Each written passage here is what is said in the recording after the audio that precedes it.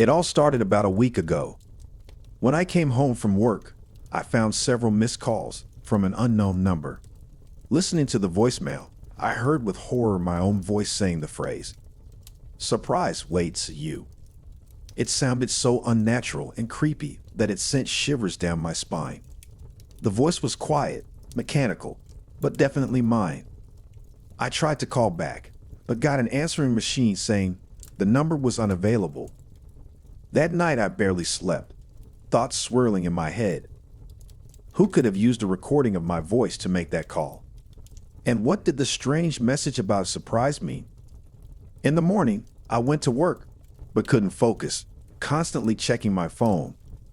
And indeed, during the day, the unknown number called me several times again. I was on edge, expecting more calls. And they followed me, every few hours, the same mechanical voice, repeating, "Surprise waits you." Each time it sent shivers down my spine, making me startled. At home, I couldn't sleep, peering into the darkness and listening for every creak. I felt like someone was hiding in the shadows of the room. I turned all the lights on, but no one was there. The next day I didn't go to work, but the calls continued. Now it was happening several times an hour. The same message in my voice each time. I turned my phone off, but then the doorbell rang. No one was at the door, just a piece of paper with the word, "Soon." I locked myself in the apartment, huddled in a corner. I tried to call friends and family, but no one picked up. I felt completely alone and defenseless against this incomprehensible threat. The calls and knocks on the door continued. I covered my ears, but I could still hear that creepy whisper, "Surprise waits you." Suddenly, I heard the click of the front door. Someone was in my apartment. Slow footsteps approached the room where I was hiding. Cold sweat beaded on my brow. In a trembling voice I asked, "Who was there?" Only silence in response. The steps stopped right outside the door. I shut my eyes in terror, holding my breath. Suddenly, the door flung open, and a dark silhouette appeared on the threshold. It was something resembling a human. The creature seemed very tall, its limbs unnaturally long and thin. It moved in a sweeping, gliding gait, as if floating above the floor. The being slowly moved towards me. I heard a low, raspy, barely human whisper, "Time your surprise." The voice echoed off the walls, and I thought I detected echoes of my own, so familiar from the creepy anonymous calls. I woke up in a cold sweat.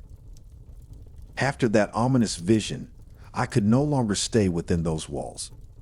I hastily packed my things, and barely waiting for morning, called a taxi to the airport.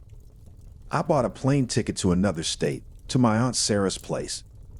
Arriving at Aunt's, I breathed a sigh of relief. It seemed I was finally safe, far away from the nightmare that had pursued me in my home. At night, I woke up to someone calling my name. I saw again the dark figure of that creature, standing at the foot of the bed. It slowly moved towards me, stretching out its bony fingers. The being bent over my very face, and I felt the putrid breath of a corpse. It whispered, "You can't hide from your surprise." I screamed in horror. Aunt Sarah ran in at the scream and turned on the light. The room was empty. I tried to convince myself I was imagining it all, but deep down I knew the evil spirit that had pursued me would not retreat. It was as if it had tied my soul to itself, and now that cord stretched after me wherever I went. I felt its presence nearby constantly, especially at night. Fear paralyzed me, and I already regretted coming to Aunt's, but going back home was even more terrifying. I felt cornered. Aunt called a doctor who advised committing me to a psychiatric hospital. I resisted, but they drugged me with sedatives and took me to the hospital. There I spent several months, barely talking and refusing medication. I knew no pills would free me from this haunting. At night, when I couldn't sleep yet again, I heard the creak of the door to my room opening. I stared at it in fear. It was standing there. I tried to scream, but not a sound came out. The creature slowly approached, and I saw the gleam of metal in its hand. It was a long curved knife. The being hissed, "It's time for your surprise," and struck.